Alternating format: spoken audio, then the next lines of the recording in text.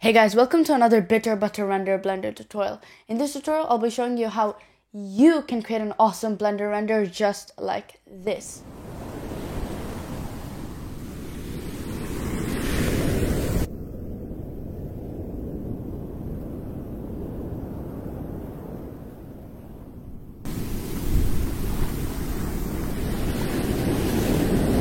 Now, I'll be going through many features that are already included in Blender, but you probably haven't even heard of, but which are really helpful. I know that you're not going to want to miss out on this awesome tutorial, and let's get on with it.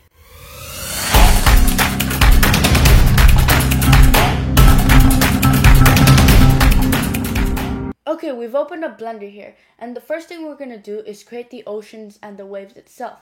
So first we're going to delete everything there is. Yeah, bye bye default cube.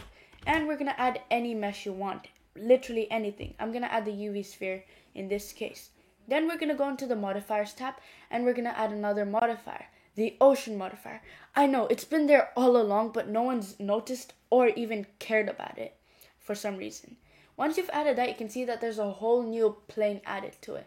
And this will be acting as our ocean.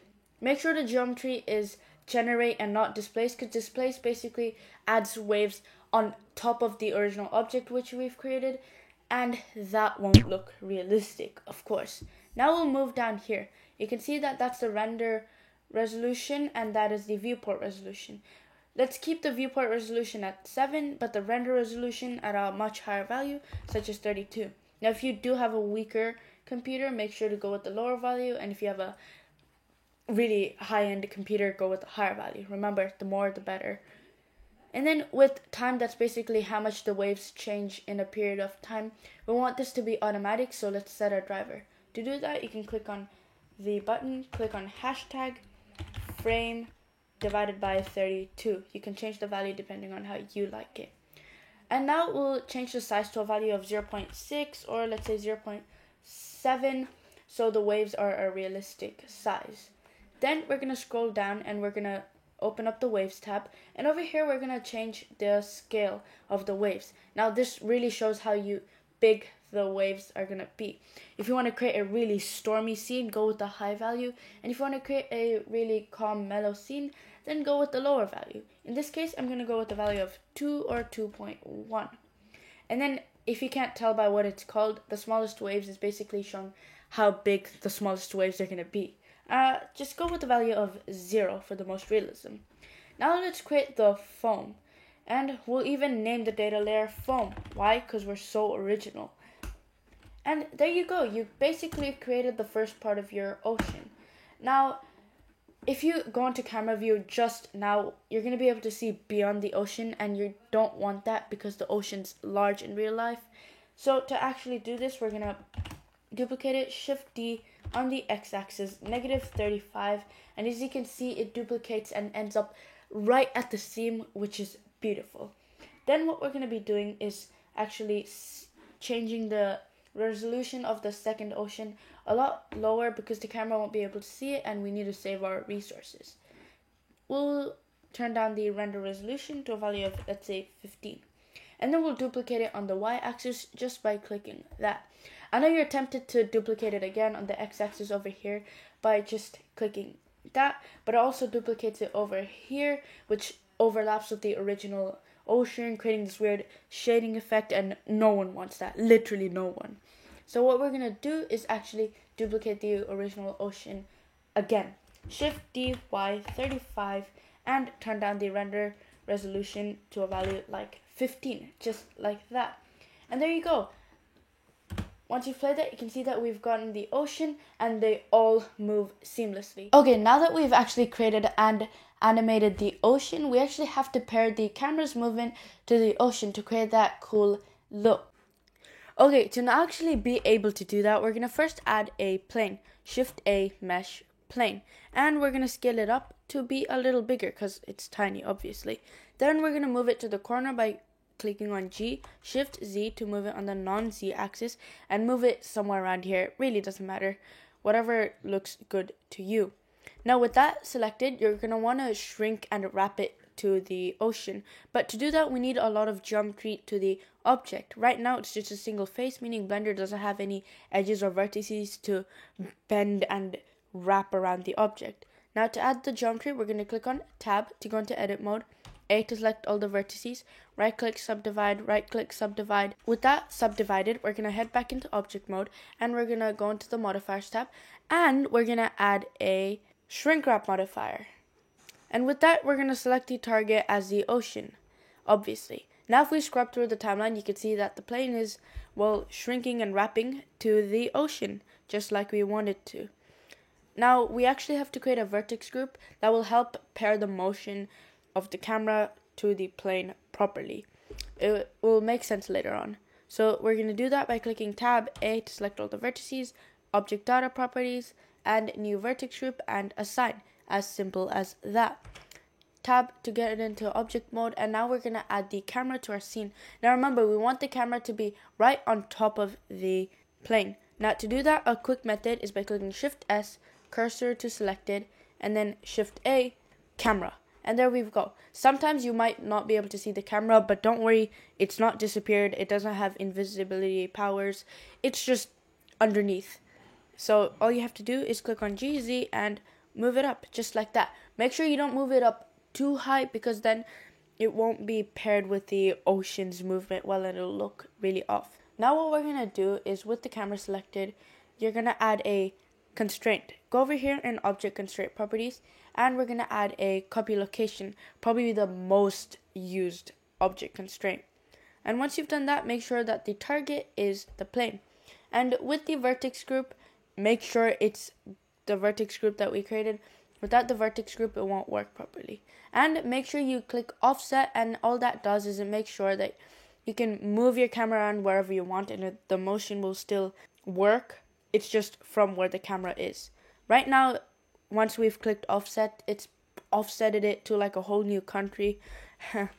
And to fix that, all we're going to do is just move it on all the axes. So I'm going to head into the negative y-axis, move it on the x-axis until it's above the cursor, I guess, and go into the x-axis and move it on the y-axis so it's above the cursor, just like that. Then we're going to click 0 on our number pad to go into the camera view, and we're going to rotate it on its local x-axis, RXX, so x twice, just so we can get it to look like that. And we're going to actually change the focal length to be a lot wider, so we can do that by going into the Object Data Properties, and instead of being 50 millimeters, we can make it 25, so it's 2 times wider. But the issue about making it wider is that it will be able to see a lot more in the landscape, meaning it might start cutting off at the edge of the ocean. And to fix that, all we're going to do is rotate it on the z-axis, like that. And with that, then you can change it around and mess with the location whatever you want. Just scrub through the timeline, see if the camera moves with the plane, and as you can see, it does, and it does a pretty good job at it as well. Okay, now that we've actually paired the basic motion of the camera to the waves, now what we need to do is add a bit of realism. And to add realism, all we need to realize is that the real world isn't perfect, and if we add a little bit of camera shake, a little bit of jitter to the camera, we can get that perfect realistic look. Okay, this is going to be a speed round. To actually be able to add that jittery feeling, you're going to first click on the camera and make sure you're in the first frame. Then you're going to click on eye rotation to add a rotation keyframe, and you're going to open up a new tab just like this. Then you're going to click on graph editor, just like this. Then you're going to open up this green tab, just like that, and you're going to go into the x-axis and click on N to open up this tab. Go into the modifiers tab, and you guessed it, add the noise modifier. With that, you're going to make the scale 25 and the strength a lot lower, such as 0.2. With that selected, you're going to copy it by clicking on this button and pasting it onto the y-axis and pasting it onto the z-axis. Then with the y-axis, since you don't want all the axes to be moving at the same speed and strength, you're going to make it offset at 500, and you can offset the z at 1000. Now sometimes the z should be a lot slower than the other axis, so make sure that the z scale is 35. How's that for a first time speed run? Comment that below. Now that we've actually created the camera animation, this is the part where you would actually add the life buoy, but I'm not going to bore you and waste your time. All you have to do is basically do the same thing you did with the camera by adding the plane and pairing it to the ocean, and then pairing that to the camera. except use the Lifebuoy. And make sure don't use the actual parts of the Lifebuoy, just use an empty that will be in the middle. And another thing is that the Lifebuoy will have preloaded animation from that thing that you've downloaded, so just make sure to delete the keyframes. The Lifebuoy will be in the description below. Just download it and append it into your file.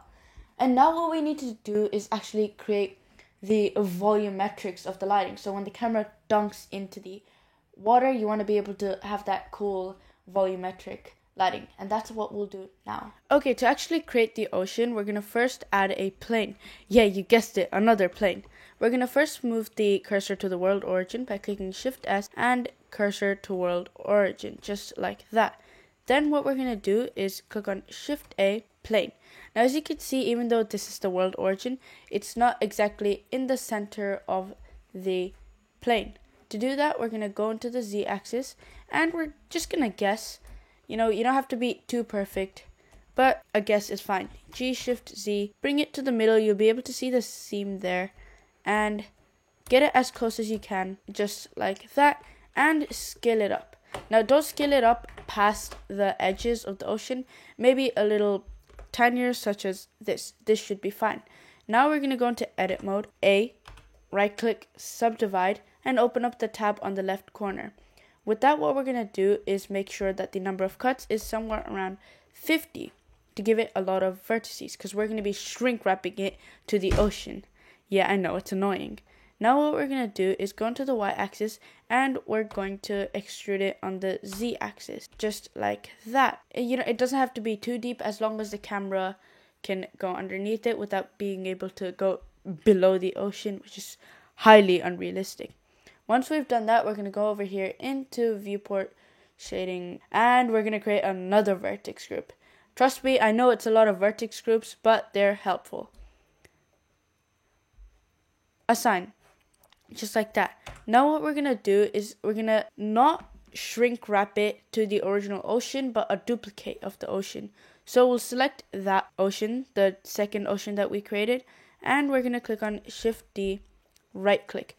Now we're going to name that shrink wrap ocean. You can name it anything you want, it really doesn't matter. And then we're going to go back into the modifiers tab, make sure that the resolution of the render viewport and the original render to be 5. Remember, it doesn't have to be too high res. And we're actually going to duplicate that on the x-axis as well, just like this. And this is really important. I quote, really important. Make sure not to only hide it from the viewport, but also the camera. Now with that selected, we're going to add a shrink wrap modifier to the original cube. Add modifier, shrink wrap, just like that. And select the target as the shrink wrap ocean object that we created. And now as you can see, the whole cube squishes into a single plane.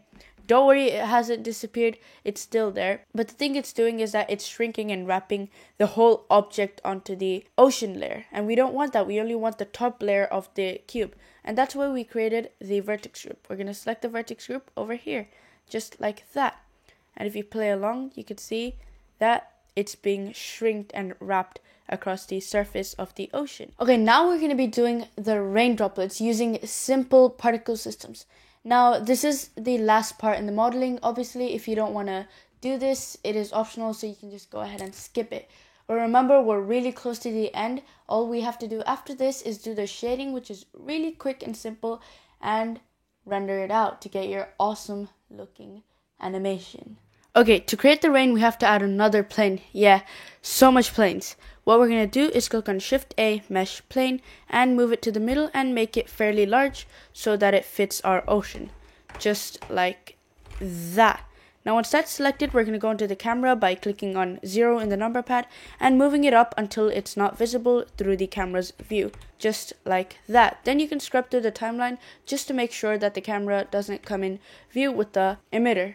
Just like that, as you can see, it comes in view. We're going to move it up again. With that done, we're going to actually create the raindrops itself. To do that, we're going to click on Shift A, Mesh, Icosphere, just like that. And we're going to move it all the way to another country. Where did it go? G, X, just like that. Click on number pad period, just like that. Go into edit mode, vertex mode, grab the top vertex. I know you're going to be tempted to click on GZ and move it up just like that, but this looks like a party hat and not a raindrop. So instead, we're going to click on O to turn on proportional editing, GZ, make sure that the circle isn't too big so that it's moving the whole thing, but just enough to create that smooth point, just like that. Then what we're going to do is go into edit mode, or object mode I should say, and you're going to right click and shade smooth. Rain is never rough, never forget to shade smooth. With that selected, we're going to actually start creating the particle systems. Click on the emitter object here, go into particle systems over here, and you're going to add a new particle system. With that, you're going to scroll down into the render size, and instead of halo, we're going to make it object. And then you can set the instance object as the icosphere that we created. Now, if we just quickly play through the timeline, you can see that the rain is playing. But obviously, you can see that the rain is stopping in the middle of the air. It's not even touching the floor. And this wouldn't happen unless there's some crazy wizard stuff going on. So to fix that, we're going to scroll up, go into the frame start, make it a negative number, such as negative 55. Make the end frame 400, and make it also 400 in the timeline, just like that. And make sure that the lifetime is at least 140. Now if we play through the timeline again, you can see that the rain actually touches the floor. Now we have to check out the velocity as well. If we go above the emitter, you can see that it's jumping up in a weird way. Rain does not do that. So to fix that, we're going to open up the velocity tab, make the normal 0 and the z-axis -1 so that it falls straight down, just like that. Once we've done that, we're going to go back into render and make the scale randomness just a little higher, just like that, because rain isn't always the same shape and size. Now what we're gonna do is actually make sure that when the camera dunks into the ocean, you don't see the rain falling in the ocean like it would in the air. To fix that, we're gonna click on the shrink wrap ocean that we hid. Don't unhide it, just click on it in the scene collection, and we're gonna add a physics properties, collision, and make sure you turn on kill particles, just like that. And if we were to play through, even though you can't see it, the rain is gonna die off the second it touches the ocean. Yes, we are now finally done with the modeling part. You should be really proud of yourself. Now we're gonna move on to the fastest and the simplest, but the funnest part, the actual texturing. We're really close to the end, so after this part, you can go ahead and render your scene out, and you'll have the most beautiful render you've probably ever seen. So let's get on with the shading. Okay, before we actually start shading, we have to change a few of the render settings. So go into render properties over here and make sure you're in cycles, because obviously ray tracing is going to be better than Eevee. With the device, if you do have a GPU, graphics processing unit, then you can change that to GPU compute so that you get faster render times, considering your GPU is better than the integrated one in your CPU, which it probably is. Now what we're going to do is scroll down, find the render settings, and change the max samples to 50. I don't know why Blender sets such a high value by default, but who cares? With the max sample set as 50, make sure that denoise is turned on, or else it's going to look very noisy, which I quote, we do not want. Then we can scroll down, click on motion blur. It will be really helpful, especially because there's so much motion in this scene. Then we can scroll down, click on color management, and I prefer a look of high contrast, but you can obviously mess around and find out which looks best. Now let's actually go into the viewport, shading the render look. And there you go, you've gotten a gray scene. Yay! Let's actually start shading the scene first. So first we're going to open up a new tab, just like so, and we're going to open up the shader editor. With that selected, you're going to go into world over here, and now you're going to be tempted to add a HDRI, but remember, if you do add a HDRI, most HDRIs will have a floor, and that floor will reflect into the volume cube that we've added, and if we dunk your camera down, it will just reflect the floor into your camera view and look ugly. Just trust me here. So instead of that, we're going to make a stormy clouds by using a noise texture, the best method, and plug in the factor into color, not color into color, because it looks similar. Don't plug in color into color, because then it will give you this rainbow clouds, which unless you are in a wizard's world, it won't happen in real life. Now what we're going to do is change the scale to a value of 3 and the detail to a value of 15. Then you can change the strength to a value of 3, and if you do, it turns all white, all washed out. But to fix that, we're going to add some color and bring the details back by, you guessed it, using a color ramp. Plugging the color ramp right in between the noise and the background node. Then with the first node selected, we're going to change it to a slightly brighter color and a slightly bluish color. This color doesn't matter too much, but this color does. Click on the white node and we're going to change it to a darker color as well, just not as dark as the previous one, and change it to a lighter blue color than it was, just like that. If you want, you can mess around with the saturation to see which looks the best, especially if you want gray clouds, lower saturation, and if you want really blue color clouds, then with a higher saturation. And if you want to be all creative and make it red clouds, go ahead, be creative. After all, this is art. Now what we're going to do is actually start shading the objects itself. We're going to choose the raindrop, click on period on your number pad, and make sure you're on object shader just like that, and add a new texture. With that texture, we're going to turn up the transmission all the way up, and the IOR, the index of refraction, to water's IOR, which is 1.333. Such a specific number. Now you're going to be tempted to turn down the roughness because water isn't rough, but remember, these are such tiny particles and there's many of them, and you're not going to be able to see them too clearly because of the motion blur and the size. So don't stress out Blender and even crash Blender by turning the roughness down. Just keep it at 0.5. Now we're going to actually start shading the volumetrics cube. We're going to click on new again, and instead of the principled BSDF, we're going to be using a volume BSDF, or volume principled volume, as Blender calls it. Then we're going to plug in the volume into volume, not surface, volume into volume, just like that. Now before we change the settings, if you're paying attention to this side, which you probably are, you could see that it's disappeared. The only thing that exists is the outline.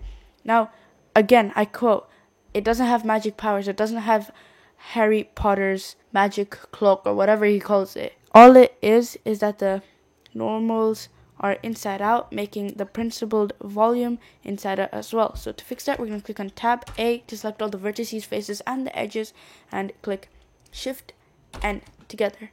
And there you go. You've gotten recalculate normals. If we tab out into object mode, you can see that we've gotten our cube back. But have we? Because it just looks like a black hole to me. To fix that, we're going to go over here and change the density to a lot lower value. Click on 0.05, just like that. And change the color to a light blue color, just like that. And then you can actually change the anisotropy or whatever it's called to a value of 0.5, a higher value, to get that good smooth look. Now obviously it still looks like a big black cloud, but if we dunk our camera down, it'll look realistic, just like water. Remember, trust the process. Now we're gonna actually change the ocean itself. Click on our main ocean that we created, the first ocean, add a new texture, and for the base color, we're gonna actually set a very specific color. So we're gonna click on base color, go into hex, and change the hex code to this. Listen carefully.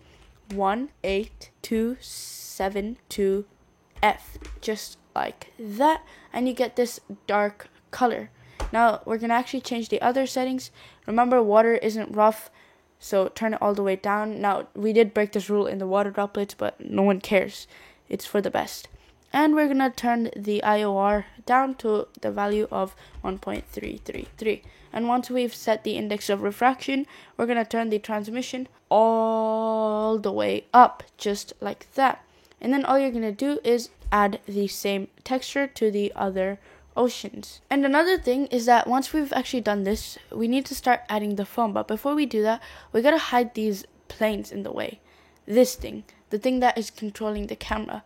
So to do that, we're gonna first go into the modifiers tab and change the wrap method to project, because without it, it starts creating these weird clipping effects. And then you can go ahead and click on this eyeball and the camera settings. If you don't find the camera, all you have to do is click on this and make sure to click on the camera symbol, and you can hide it from the camera. We're going to be adding the foam. To do that, we're going to first add a attribute node by clicking Shift A, search attribute, and remember the data layer we created with the foam, the ocean. We're going to click on ocean, modifiers, scroll down, and as you can see, we've created the data layer here.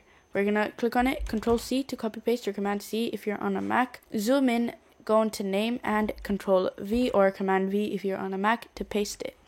And now we actually need to mix the foam and the water. To do that, we're going to click on Shift A, search, add a mix shader. It's pretty straightforward, and we're going to add another Principled BSDF. Don't just copy paste this, we need a white Principled BSDF with the original settings. So you're going to click on Shift A, search Principled BSDF, and we're going to plug in the BSDF onto the second or bottom option. And as you can see, what it's done is that it's basically adding both of these on top of each other, mixing it. That's why it just looks washed out now.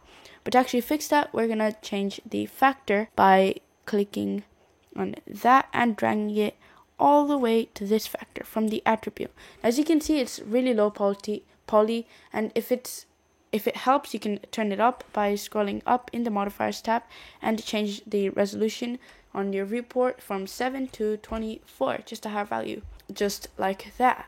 Now, as you can see, it's really faint and it's not really flexible, as in we don't get to change the settings however we want the foam. So to actually make it like that, we're going to add a math node, plug it in between the attribute and the mix shader, and instead of add, we're going to make it multiply so we don't get that washed out look. And then with the value, we can change it to 1.5 or whatever you want. And as you can see, it's made it a little stronger, but it still looks like spider silk. So to fix that, we're going to add a color ramp and just tone it or squish the values in. So we can turn the black value a lot higher, just like this, and the white value a little higher, like that. And now it still looks weird, but once you render it out, it'll look fine. Now you can actually turn the roughness down just a little so it doesn't look too weird, and just scrub through the timeline and just see how it looks. Okay, this is the time that we've all been waiting for. Give yourself a pat on the back and a round of applause, because we are officially over with the tutorial. Now all you have to do is hit that render button and sit down and relax and watch Blender as it renders out your scene. Obviously it might take forever to render, so don't actually go ahead and just stare at your screen forever. But if you enjoyed this, go ahead and hit that subscribe button and the like button and the notification button, and I'll see you in the next one.